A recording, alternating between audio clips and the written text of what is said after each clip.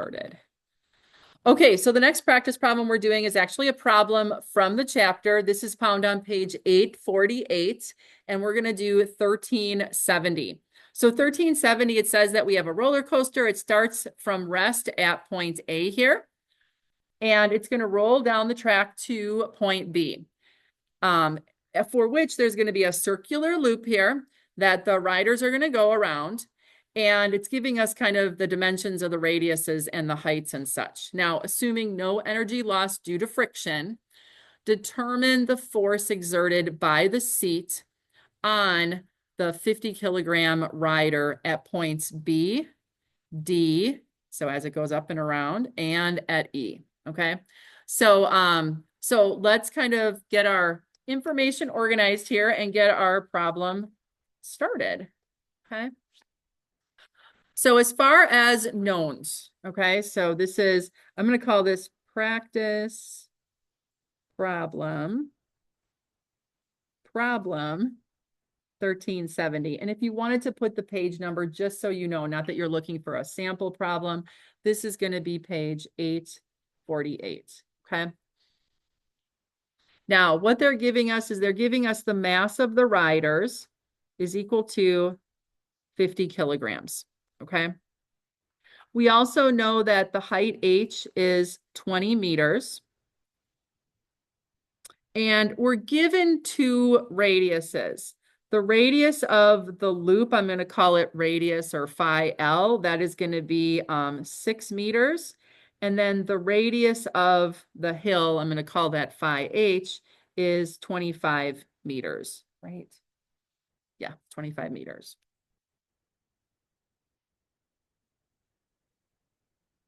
I think that's all I need to do as in terms of what we know. Now, what we're going to find, okay, it wants to know what is the force that the rider feels, in the seat. These are going to be the normal forces at each one of those positions. So it's going to be the normal force at B. We want to know the normal force at D and the normal force at E. Okay, that's kind of like our what we know that to be. Now, we are going to use the conservation of energy, okay? So our approach, if you would, that we've been saying, it's going to be the conservation of energy. Conservation of energy, okay?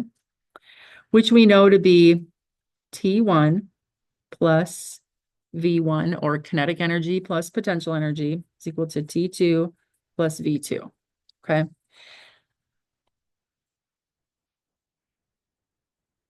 Now, we have a couple different positions here. So when we look at our illustration,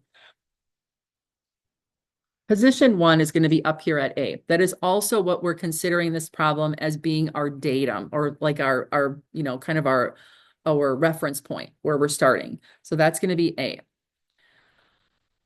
Then you're going to notice here that we have point B down here. So if you would, our ones where we start are always going to be like starting at A here at a height of 20 meters. And then our B would be the position 2 when we're looking at B. D would be the position 2 when we're looking at point D. So A would be number 1, and then 2 would be D. And then for the last one, for E, this would be the position 2, if you would, comparing it back to the start A. So that's how we're going to kind of do this. We're going to do A to B, 1 to 2. Then we're going to do A to D, 1 to 2. And then we're going to do A to E, 1 to 2. Okay. And then kind of look at each one. Once we do B, the process or the way that we look at it is going to be the similar for the other two. Okay. So to get started here, what we're going to do is we are going to, again, identify position A equal to 1 for all conditions. And then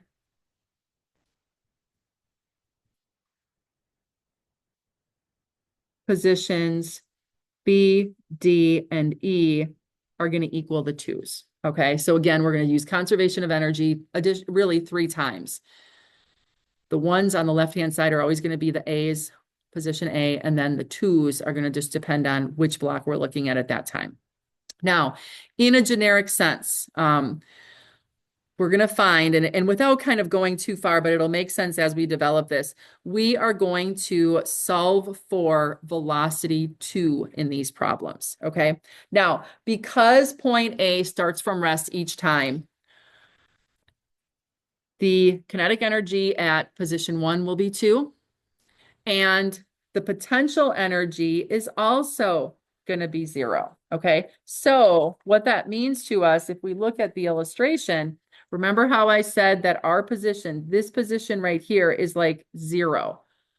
So since we're looking at A as our 0, it doesn't have any potential energy, right? Because it's at, like if you would, ground level or at the origin. So our T1 and our V1 are both going to be 0.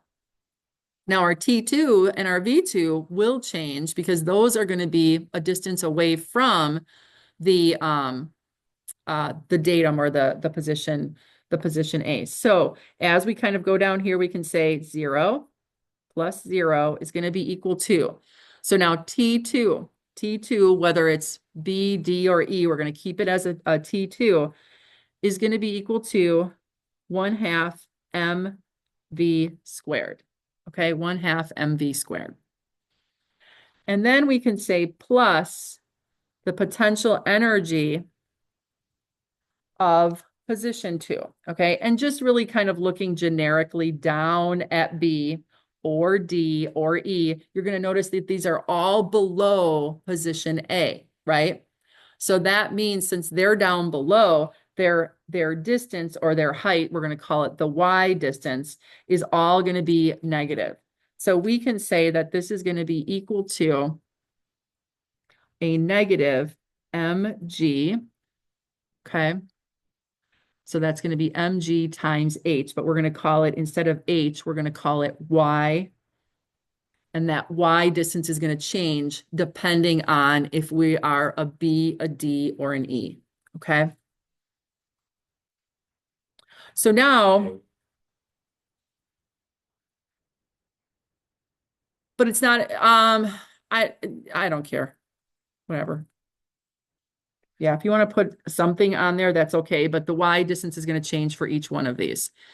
So now what we want to do is we want to solve for v squared and then put our values in. Since this is a negative on this side, I'm just going to move it to the other side. It's going to become positive. So I'm going to have an mgy is equal to 1/2 mv squared. My masses cancel out on either side, okay? So then now what I'm going to do is I'm going to take my 1/2 because I want to get my v by itself, okay? And I'm going to move that to the other side. So that's going to be 2gy. It's going to be equal to v squared. And I'm going to leave it in that v squared format, okay? The other thing that you're probably going to want to add is the 2 here because this is position 2. So whether it's B, D, or E, it'll be the velocity at B or the velocity at D or the velocity at E, okay? Don't do the square root on the other side, and that'll make sense in just a little bit. So we're going to kind of keep this in our back pocket, okay? We're going to leave that right there, okay? Now, we are going to look at our first position, and we're going to look at point B, okay? Point B. Now, as we look at, I'm going to show it in the terms of a block, but this is going to be looking at the roller coaster cart with the people in it, okay? So if we go underneath here, okay, we're looking now at point B down here. So they are coming down and the rollers are going to be at the bottom here. So they're sitting like right side up at this point, right? Okay. And they're going to be down here at point B. So the track is underneath, if you would, at point B here. But their weight is going down. So this is going to be M times G, right? Their normal force, and I'm going to call this NB because it's the normal force at B, is going to be going up, okay, perpendicular to the surface that it's riding on. It's going to be equal to, now this is going to be our mass times acceleration. Okay, here, because this is entering into this loop, okay? And there's a radius of curvature here. We have a radius of 6 meters for this loop to loop, and it's just entering it right here. So right here to its center, there is a normal component of acceleration because this is going into a rotational acceleration. It's not a straight line at this point. Well, there's straight line tangential, but the one that we're interested in is that normal force. Now, since the radius center is up or above that point, our mass times the acceleration normal at B is going to be going in a vertical upward direction. Okay.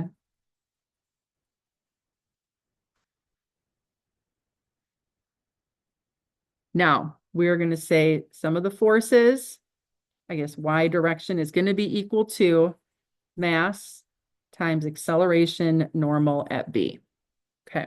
Now this is where on the second sheet of your equation sheet, we added the normal acceleration component is equal to, this is back from, I think it was chapter 12, velocity squared divided by rho, or that radius of curvature. Okay.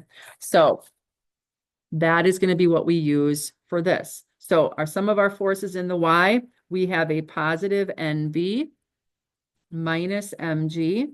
It's going to be equal to mass times v squared divided by phi. Okay. So now, see how we have our v squared here? See how we did v squared earlier? Instead of v squared, we're going to put 2gy above the, I said phi again, it's rho. James, it's rho. All right.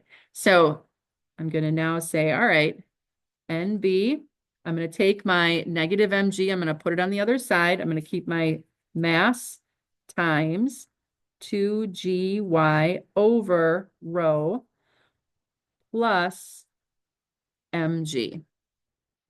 Okay. And now I'll be able to put in all my values on the right-hand side here to get the magnitude of the normal force at B. So go ahead and put your numbers in. So NB is going to be equal to 50 kilograms times 2 times gravity, 9.81. Now, Y, okay, this is the one that's going to change each time. Our Y distance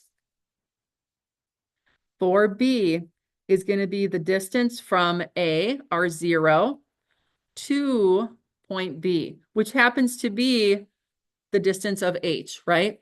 So the distance from A down to B, our Y distance, is going to be 20 for this problem.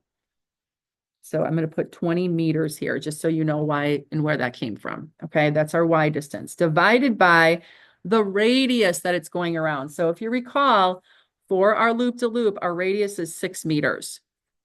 Okay, so this is going to be 6 down here.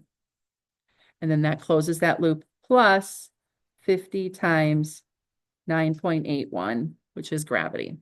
So our normal force at B, okay, is going to be equal to 3,760.5 newtons. Okay.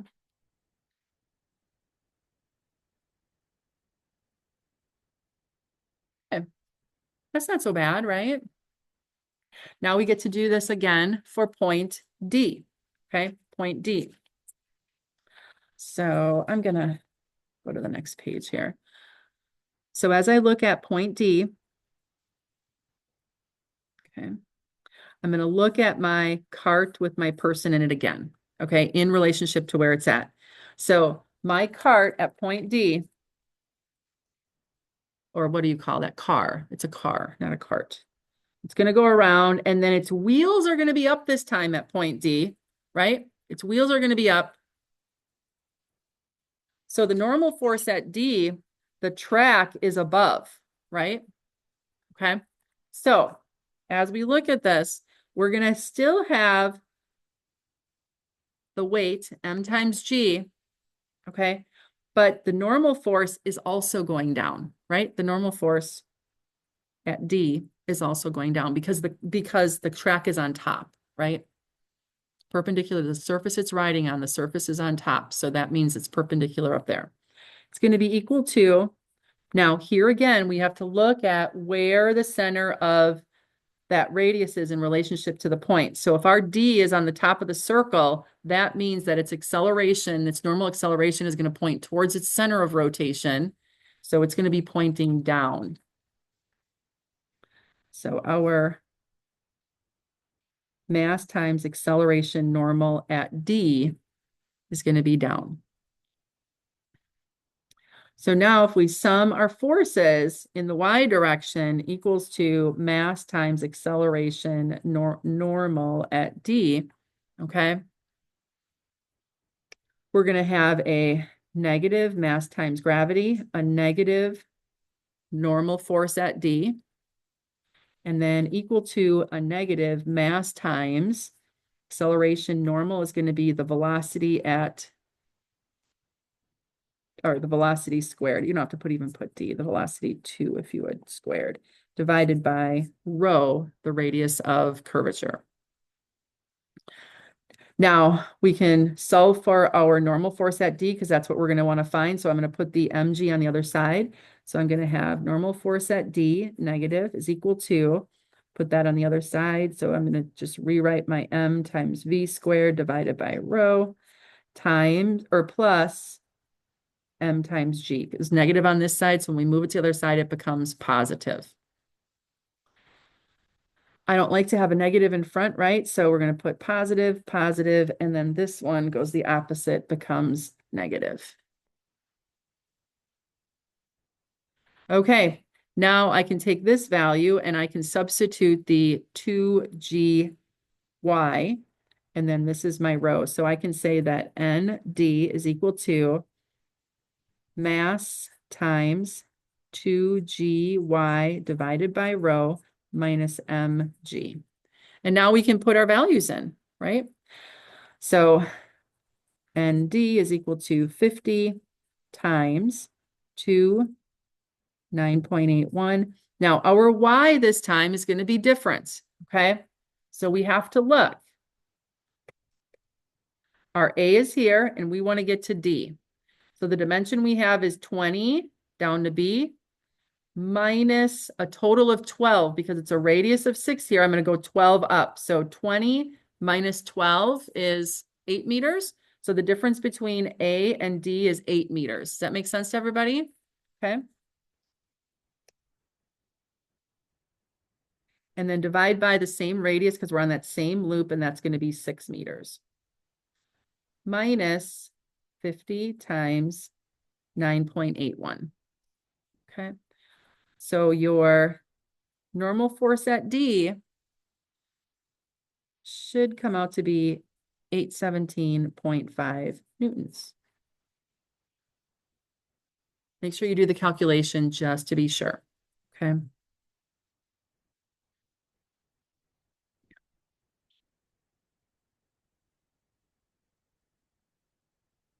And then we've got one more. It is not negative. Nope, it came out to a positive value. Yep. And our positive, what does that mean to us in terms of, remember it's back from statics, when we get a positive as our final answer, what does that mean? We got the direction right, and the direction is going down. Okay. It also means in this case that there is, so you know, like when you're on a roller coaster and you go around a loop to loop, you're actually like pushing up into that track with the cart. So having a positive number here is a good thing. All right, this is good. All right, last point, right? We're going to look now at point E. Point E. So if we look at where point E is now, point E this time, it's going to be at a different y distance. So we'll calculate that. But its radius, its curvature has a new radius. Instead of 6 underneath, we're going to do 25 meters underneath. Okay. All right. And the car now is again sitting on top of our track. So our normal force is going to be pointing up again, right? Okay. So let's draw the free body diagram of the car in at point E. So this is going to be mass times gravity. Again, the track is underneath. So now our normal force at E is going to be going up again. It's going to be equal to, now here our curvature is on the bottom and that center is going to be down below. So our mass times the normal force at E is going to go down towards that center of the curvature. So sum the forces in that y direction is going to be equal to mass times acceleration at normal acceleration at E. So in this case, we're going to have a negative mg plus n normal force at E is equal to minus m times, now that normal force we know is going to be a velocity squared divided by the radius of curvature. So moving that to the other side, we're going to get NE is equal to negative m times, and we can put in the 2gy divided by phi, and then we're going to have a plus m times g.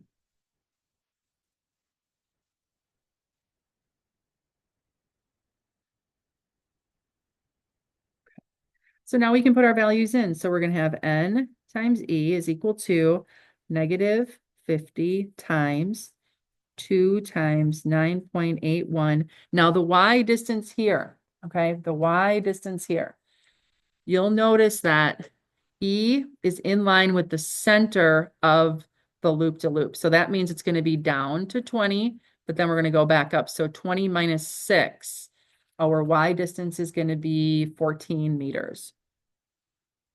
Okay, divided by, now remember our curvature radius this time is going to be 25, not 6. Okay.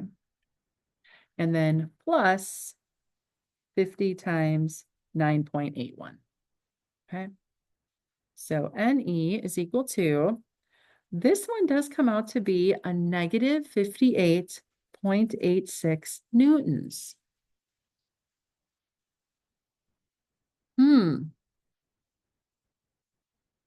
What could that mean to us in terms of being the rider in this car? Yes, this is you get at the top of the hill, you get up there and you're almost lifted off the seat, and lucky you have a seatbelt on, right? Or one of those like things that come down, the levers that come down to keep you in place. Those are critical. The other thing that's critical here is that the wheels have a way of engaging with the track so they don't come off of the track. So you kind of like hope for the best there because yeah, if they come off the track, that would be bad, right? Yeah. You would go on an airplane ride. So the negative in front is totally fine because that reflects the fact that we are actually in a place where we don't have contact with the track. Okay. And you know, it would be either deemed okay or not okay. Maybe it's more fun that way for some of us. Yeah, so there is that problem. So I think that's kind of a fun problem. The problem that relates to this is going to be that you're going to do for your application problems is 1371. So yeah, so you'll have this one as a guide for that. Okay, I am going to stop the recording.